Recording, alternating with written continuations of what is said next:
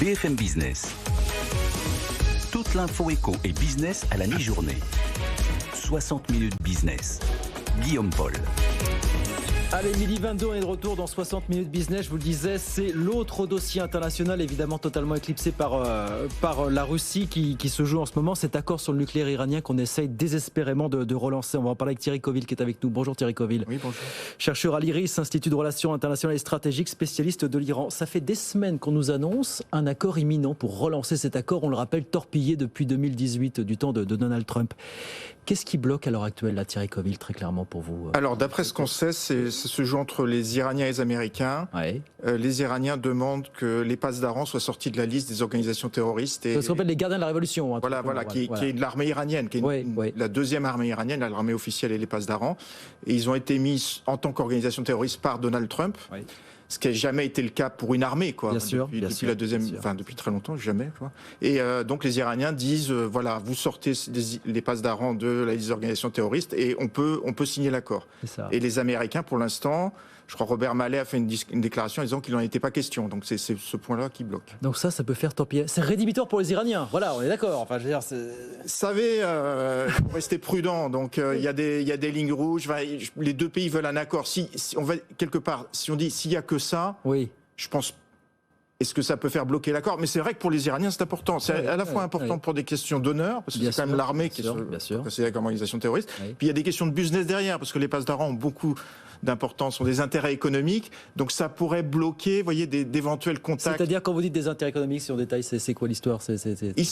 Bon, on ne sait pas trop, mais on sait qu'ils sont présents dans tous les secteurs, notamment tout ce qui est construction. Ouais. Gestion d'aéroports, etc. Donc, si jamais il y a des contacts ensuite avec des entreprises étrangères pour reconstruire l'économie, développer l'économie iranienne, ça pourrait conduire à beaucoup de blocages parce que l'entreprise française ou italienne ne pourrait pas conclure un contrat parce que les Pasdaran seraient sur la liste des organisations terroristes. Donc, il y a aussi un problème pratique. Quoi. Il faut rappeler, Thierry Coville, que alors, ces négociations qui ont lieu à Vienne, avec notamment la France, l'Allemagne, la Russie aussi, le Royaume-Uni, la Chine également, ça date pas d'hier, ça fait 11 mois qu'on a recommencé à négocier finalement. Voilà, oui, tout à fait, ça a commencé depuis avril 2021, ça a été arrêté en plus en juin 2021 parce qu'il y a eu une élection, un nouveau président en Iran et ça a repris fin novembre 2021. Bon, d'un autre côté, il faut se rappeler, l'épisode précédent, les négociations étaient parties en octobre 2013, si je me rappelle bien.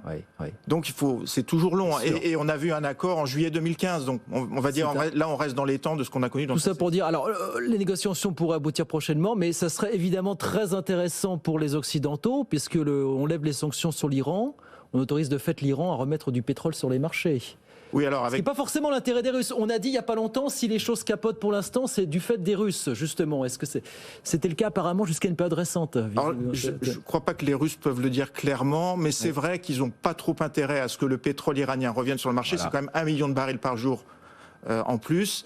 Parce que ça permettrait de détendre les prix au moment, effectivement, la possibilité d'une sanction contre d'embargo contre le pétrole russe fait monter les prix. Donc c'est pas leur intérêt. D'un autre côté, on sait que les Russes quand même soutiennent quand même un accord. Et ils veulent pas que l'Iran ait la bombe atomique, donc ils sont quand même favorables à un accord. Mais on va dire concrètement, avec l'Ukraine, c'est pas leur intérêt. Les Russes participent toujours aux négociations aujourd'hui aux côtés des Français, des Britanniques, des Allemands.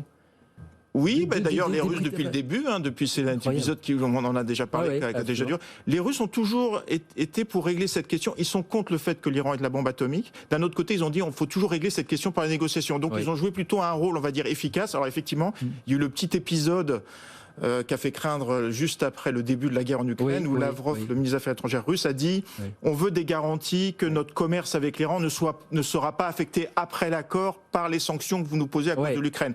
Alors ça a fait craindre que les négociations s'arrêtent quelque part à cause de ça. Manifestement, ils ont reçu des garanties et puis ils ont dit eux-mêmes, ils ont mis un peu d'eau sur le vin. Non, mais on parlait que du nucléaire iranien. Donc ça, c'est plus vraiment le problème. Une question sur les Américains. Vous me disiez tout à l'heure, ce sont eux aujourd'hui qui posent problème. Si la négociation s'enlise, c'est du fait des Iraniens versus Américains. Est-ce que Joe Biden a véritablement besoin et envie d'un accord sur le nucléaire, au-delà de L'opposition frontale avec ce qu'était la politique de Trump à son époque, finalement. Mais justement, il s'est toujours inscrit. Je veux dire, le nucléaire iranien, c'est vraiment un des grands sujets sur lesquels il a marqué sa différence avec Trump. Rappelez-vous, dans la campagne électorale américaine, il a dit, moi, je veux revenir dans l'accord de 2015 que Trump a quitté. Est-ce que fondamentalement, il a besoin véritablement d'un accord avec Alors moi, je dirais que oui, parce que les Américains se sont rendus compte que, je veux dire, il y a beaucoup de problèmes avec l'Iran quand même s'ils veulent se désengager du Moyen-Orient, il y a des problèmes en Irak, en Syrie, avec Israël, etc. Donc il y a des problèmes avec l'Iran. Ce serait le moyen de réduire la pression. Donc de moins ce dossier-là, le nucléaire iranien resterait, on va dire, resterait réglé.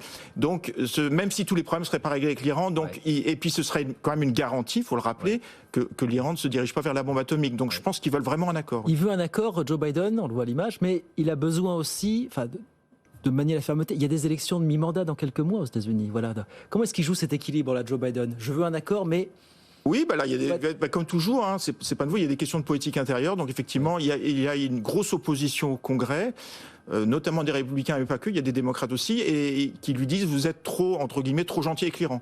Donc il faut qu'il obtienne un accord tout en montrant qu'il reste ferme vis-à-vis de l'Iran. D'où cette question des passes d'arrance sur la liste d'organisations terroristes, parce que ses opposants lui mettent la pression en disant ne donnez pas ce nouvel avantage à l'Iran. Là, l'administration américaine va devoir faire un choix crucial, finalement. Là, oui, c'est vrai, c'est toujours une question de politique intérieure, mais bon, il faut voir qu'est-ce qui est le plus important pour eux. Il faut voir, on dit aussi, alors, il y a des questions de politique intérieure dans les deux pays. En Iran aussi, il y a des tensions à l'intérieur du système iranien, parce que le ministre des Affaires étrangères iranien a dit les passes d'Aran nous ont dit que finalement, ils veulent pas être un blocage pour l'accord.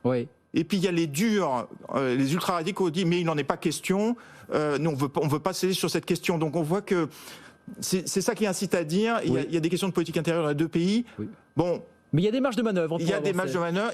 Les Iraniens sont pragmatiques. Donc, voilà, je pense que l'accord reste envisageable. L'Iran a besoin aussi de faire lever l'embargo, Alors, sur le plan économique... Est-ce que vous dites, sur le plan économique, finalement, on a beaucoup parlé des sanctions, de l'efficacité des sanctions ces dernières semaines concernant la Russie. Est-ce que vous dites que la démonstration est faite aussi à travers l'Iran, ou pas, finalement, que les sanctions, à un moment donné, étouffent à ce point un pays qu'il faut en sortir, finalement, quand vous voyez ce qui se passe? Ça, c'est une question compliquée. Sur l'efficacité des sanctions, oui, les sanctions américaines, on va dire...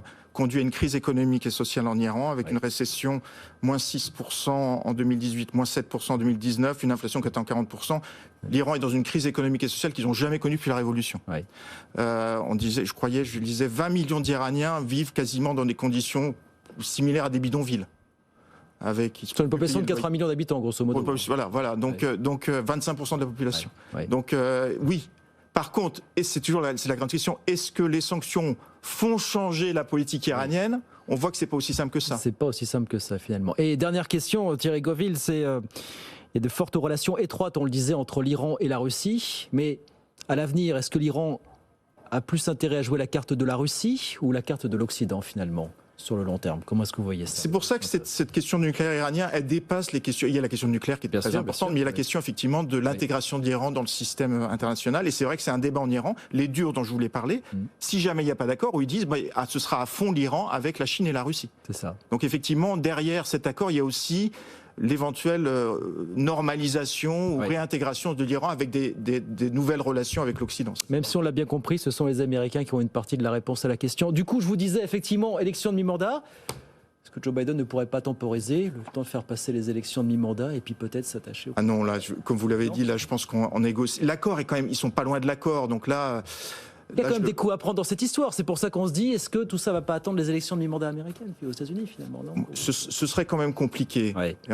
Et je pense qu'un accord aussi peut être quand même une réussite. Ça dépend, c'est toujours pareil. C'est vrai. C'est un double tranchant. Ça peut être une réussite pour Joe Biden aussi. Négociations qui se poursuivent du côté de Vienne et on attend cet accord qu'on nous promet depuis des semaines qui pour l'instant n'arrive pas. Restons optimistes. Merci beaucoup Thierry Coville. Merci de passer nous voir. Thierry Coville, chercheur à l'IRIS, spécialiste de l'Iran. Merci de passer nous voir.